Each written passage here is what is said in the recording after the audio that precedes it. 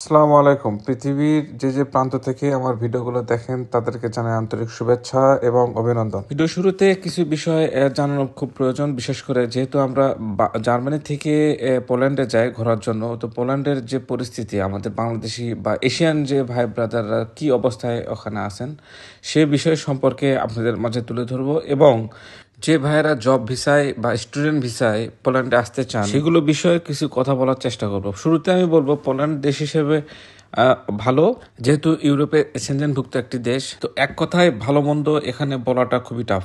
তবে আমরা যেহেতু 3 দিনের যে ট্যুরটা ছিল সে ট্যুরে ঘুরতে যাই, পোল্যান্ডে কিছু জায়গা ছিল, জাগোপানে একটা জায়গা ছিল, জাগোপানে অবশ্য পরবর্তী ভিডিওগুলোতে জাগোপানের ভিডিওগুলো আপনারা দেখতে পাবেন।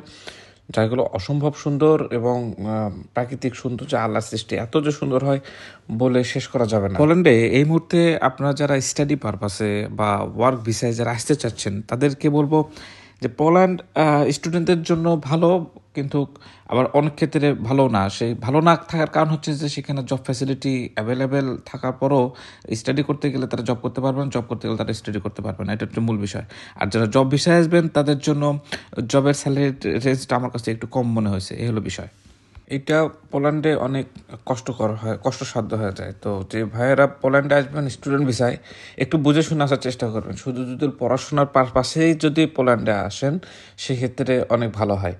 আর যে ভাইয়েরা জব ভিসার জন্য আসবেন সেখানে আমি যতটুকু দেখলাম জবের স্যালারি যে খুব বেশি আছে, মানে যারা জেনারেল লেবার হিসেবে যারা আসতে চান পোল্যান্ডে তাদের স্যালারি যে খুব বেশি সেটাও আমি আর কি দেখিনি। তো যাই হোক, বিশাল পোল্যান্ডের যে সাইডটাতে আমরা ট্যুরের জন্য বের হই সেই সাইডটাতে যেতে গেলে প্রথমে আমরা প্ল্যান করি বার্লিন থেকে ক্রাকাও নামে একটা সিটিতে আমাদের যেতে হবে, এবং ক্রাকাও থেকে আমাদের যে ডেস্টিনেশন অর্থাৎ জাকোপানে সেখানে আমাদের যাওয়াটা খুব ইজি হয়ে যায়। তো আমরা ফ্লাইট করি বার্লিন থেকে ক্রাকাও। ক্রাকাও থেকে আমরা একটা প্রাইভেট কার নিয়ে, আপনার ভিডিও দেখতে পাবেন, সেই প্রাইভেট কার করে আপনারা ভিডিওতে দেখতে পাচ্ছেন এটা হচ্ছে যে ক্রাকাও এয়ারপোর্টেই, অর্থাৎ আপনার যাদের ড্রাইভিং লাইসেন্স আছে, বিশেষ করে যারা ইউরোপে থাকেন, ইউরোপের যে কোনো সেঙ্গেনভুক্ত যে কোনো দেশে থাকেন এবং যাদের ইউরোপিয়ান ড্রাইভিং লাইসেন্স যাদের আছে তারাই কেবল এই গাড়িগুলো ভাড়া নিতে পারেন।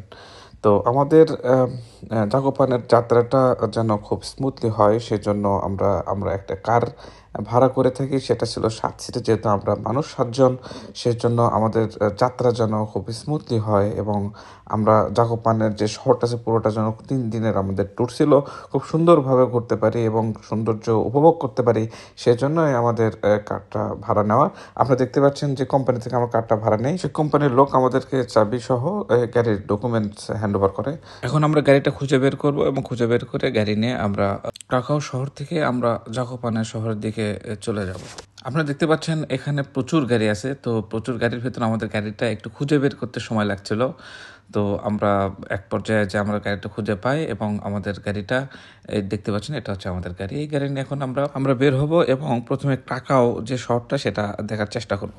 গাড়িটার ভিডিও করে রাখতেছিলাম আমি, তার কারণ হচ্ছিল যে গাড়িতে যদি কখনো কোনো কারণে স্ক্র্যাচ থাকে বা কোনো দাগ টাগের কোনো সমস্যা থেকে থাকে সেই জিনিসগুলো যেন আমরা কোম্পানিকে যখন বুঝে দেব তখন যেন তুলে ধরতে পারি যে আমরা যেরকম নিছি আর সেই রকম আপনাকে গাড়িটা ব্যাক দিলাম। তো যাই হোক, আমরা গাড়িটা নেওয়া মাত্র আমরা শহরের দিকে মুভ করা শুরু করলাম এবং শহরে কোথাও এক জায়গায় থেমে আমরা শহরের কিছু সৌন্দর্য এবং কিছু সুন্দর ভিউ নেওয়ার চেষ্টা করলাম।